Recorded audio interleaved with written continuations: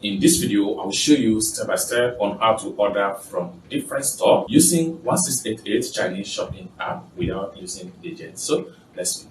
But before we dive into the tutorial, as you know me, my name is Rafi Yakub. I'm an importer and a procurement coach. If you want me to procure a link on 1688, Taoba or Pinduoduo or IDFish, or you want me to coach you step by step on how you can be a procurement agent, consider to contact me on WhatsApp with the number in the description of this video. And don't forget to subscribe to the channel for more importation business tutorial like this. So with that being said, let's dive into the tutorial and see step by step on how to order from 1688 Chinese shopping app. So let's begin. Welcome back, friends. So the first thing you want to do is to make sure you open your 1688 shopping app right here. So I'm going to open up right here.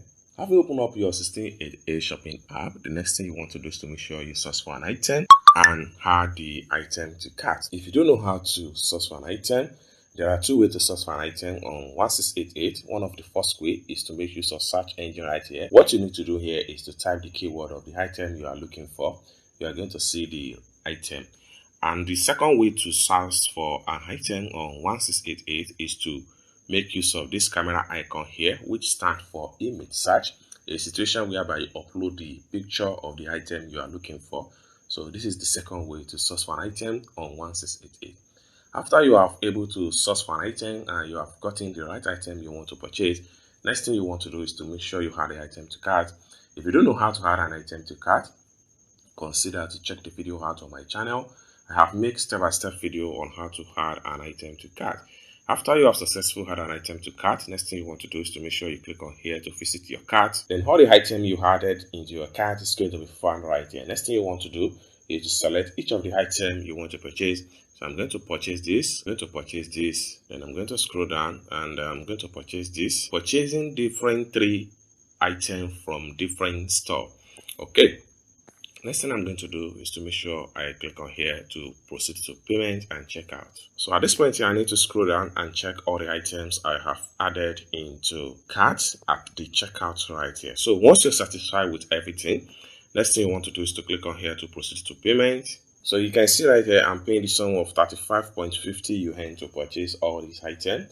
My Alipay is checked already. Next thing I'm going to do is to make sure I click on here to proceed to payment.